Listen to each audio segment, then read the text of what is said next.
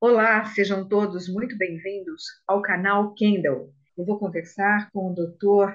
Marcelo de Oliveira e Silva, mestre em cirurgia translacional pela Unifesp, coordenador do Serviço de Cirurgia Plástica do Hospital Quinta D'Or, Rede D'Or, professor assistente do curso de pós-graduação em cirurgia plástica da Pontifícia Universidade Católica do Rio de Janeiro, professor assistente do curso de pós-graduação em cirurgia plástica do Instituto Carlos Chagas, membro titular da Federação Ibero-Latino-Americana de Cirurgia Plástica e Reconstrutiva, membro titular da SBCP e membro efetivo da Associação dos Ex-Alunos do professor Ivo Pitangui. Doutor, seja muito bem-vindo. Eu vou começar perguntando ao senhor como a medicina regenerativa é aplicada na cirurgia plástica. Boa tarde a todos. É um prazer estar aqui falando no canal da Kendall. Bem, a medicina regenerativa na cirurgia plástica, ela primeiro entendeu o que seja a medicina regenerativa e a terapia celular, né? A terapia celular ela visa o tratamento da doença. E a medicina regenerativa ela veio como um paradigma, alterando realmente visando reparar e regenerar ou substituir células, órgãos e tecidos que tenham sido lesados. Então, ela na cirurgia plástica ela é utilizada muito porque na cirurgia plástica a gente utiliza muito, lida muito com o tecido gorduroso. Então, o tecido gorduroso é uma fonte muito rica em célula-tronco adulta, né, que é importante que isso seja diferenciado das células embrionárias, que essas células embrionárias elas podem dar origem a qualquer outro tipo de célula, que são as células pluripotentes, e a gordura, a gente trabalha com as células-tronco adultas, que elas são originárias da gordura, e essas células já adultas, elas originam apenas aqueles tecidos celulares específicos da origem dela. Entendeu? Então, tem essa diferenciação grande quando você utiliza a célula tronco adulta da célula tronco embrionária, que seriam as células dos embriões, que tem uma outra utilidade do que é diferente do tecido da célula gordurosa adulta. Doutor, quais são os procedimentos da medicina regenerativa mais comuns na cirurgia plástica? Bem, os mais comuns são a gente utilizando o tecido gorduroso da paciente, onde a gente consegue remover células adultas multipotentes e a gente reintroduz no organismo essas células mesenquimais. Essas podem ser injetadas na face, quando a gente se propõe a fazer um rejuvenescimento facial, que a gente existem trabalhos que a gente já comprova o aparecimento de novas fibras elásticas nesse tecido, dando um ar jovial a essa paciente e uma pele mais hidratada, uma pele mais jovial, aquela pele que já foi muito maltratada por agentes externos ou às vezes com alguns traumas, como o trauma solar ou outros traumas de outros tipos, outros danos, e o próprio envelhecimento cutâneo. Na área da medicina regenerativa, na área da cirurgia reparadora, tanto as lesões traumáticas, as lesões crônicas nos pacientes, aquelas de difícil cicatrização dos pacientes, nas lesões pós-ressecções de tumores cutâneos, nós também utilizamos a célula-tronco, a medicina regenerativa. O que é importante ressaltar é que a medicina regenerativa ela é uma opção de uma cirurgia menos invasiva ao paciente. Em vez de você utilizar hoje retalhos, enxertos, você retirar tecido, transplantes de outra área, que você às vezes leva um dano a esse paciente, você com o tecido gorduroso, você tem um dano mínimo ou quase nenhum, que você remove uma quantidade da gordura, às vezes o paciente se beneficia até de uma lipoaspiração, de uma melhora do seu contorno, podendo utilizá-lo na medicina regenerativa. Doutor, eu gostaria de falar um pouquinho agora da meia de compressão graduada. Qual é o contexto, o papel dela na cirurgia plástica?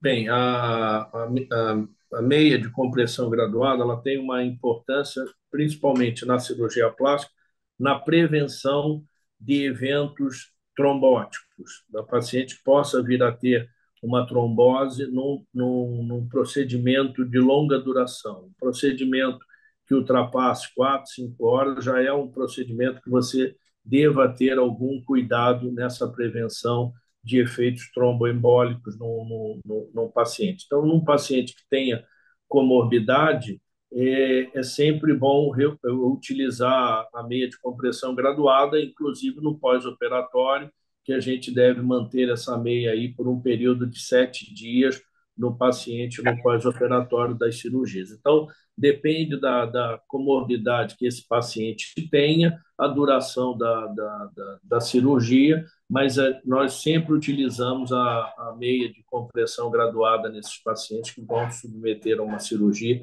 que tenha um período maior de acamado no centro cirúrgico.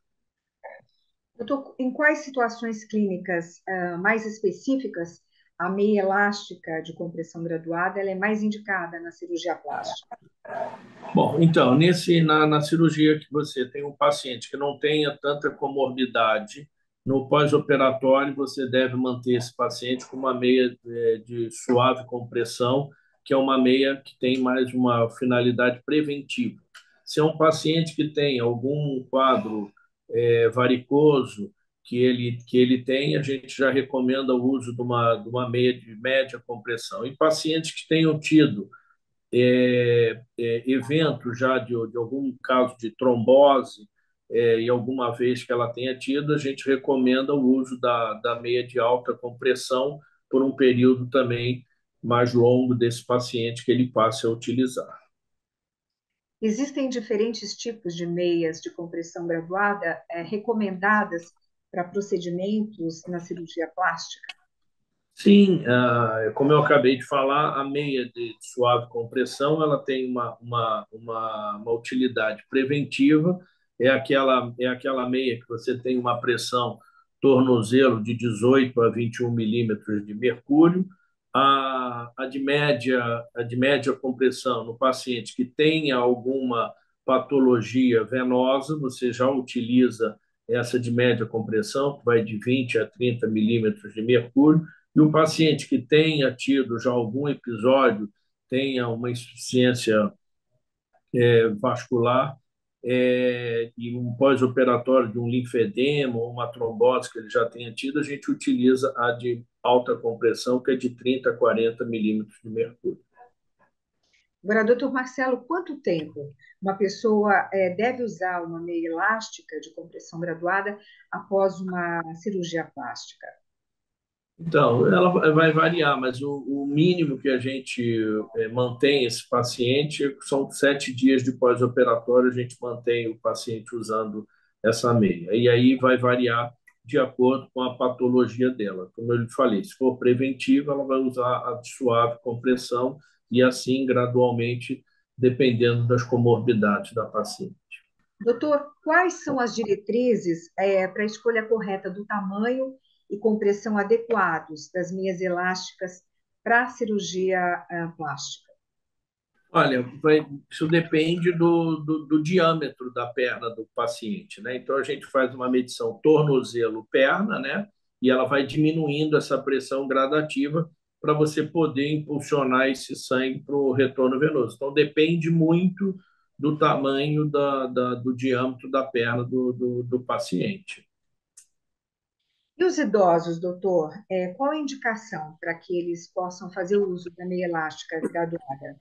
Os idosos devem utilizar a meia elástica. Ele tendo essas comorbidades, ele deve utilizar a meia elástica. A meia elástica ela pode ser utilizada, o paciente pode caminhar com a meia elástica, isso é uma questão. O idoso pode usar essa meia elástica quando ele for fazer a caminhada. Uma coisa que é importante é que essa meia elástica ela seja colocada ao paciente ao amanhecer. O paciente, antes dele começar a fazer alguma atividade, ela deve colocar essa meia elástica, de preferência, ela eleva um pouco a perna e coloca a meia. E ela pode ficar usando essa meia o dia inteiro e ela é recomendado que ela retire essa meia ao deitar para dormir. Então, ela não deve usar a meia, retirar, fazer atividades e querer retornar com a meia. A partir do momento que ele tenha um edema, um inchaço na perna, ele colocar a meia, isso pode ser até prejudicial. Então, ele tem que colocar essa meia no amanhecer, após ele ter acordado, antes dele começar a fazer as suas atividades, ele colocar a meia. Agora, doutor Marcelo, existe um mito de que as meias de compressão são difíceis de calçar e de tirar. Hoje, com as novas tecnologias empregadas, as meias elásticas graduadas são mais confortáveis e funcionais? São mais fáceis, tem instruções hoje para colocação. A paciente coloca primeiro a meia no pé e depois ela vai subindo a meia, descolando ela, desenrolando a meia, né? Ele não tenta calçar a meia como uma meia normal, que ele vista o pé. Ele vai colocando a meia e vai desenrolando a meia à medida que ela vai subindo. Hoje bem fácil a colocação da meia. E elas podem ser utilizadas em qualquer estação do ano? Podem ser utilizados em qualquer estação do ano, sem problema. E qual a durabilidade de uma meia elástica, doutor? Olha, depende muito do uso do paciente. Num paciente que use o que seja recomendado umas 8 a 12 horas por dia, diurnamente, essa meia dura aí por volta de, tendo um cuidado, 4 meses, essa meia dura, 4 meses mais ou menos, em média. E as meias de compressão graduada podem ser confortáveis e acompanham as tendências da moda? Sim, sim, sim. Hoje em dia você tem as meias que têm essa preocupação. Lembra, as cores das meias hoje, elas não são mais aquela meia, apenas a meia cor da pele, é uma marronzada. Hoje as meias têm a tendência de coloridas e tal. E lembrando que a meia de compressão, só lembrando que ela é um produto médico, é terapêutico, né? Ela não é um produto estético, né? Ela é não estético. Mas hoje em dia a preocupação com a estética é muito grande e as meias melhoraram muito em relação a essa parte estética. Doutor Marcelo, eu gostaria imensamente de agradecer a sua participação aqui no canal Kendall. Muito obrigada pelos esclarecimentos. Nada, foi um prazer, estou sempre à disposição quando vocês precisarem. Um forte abraço. Um abraço.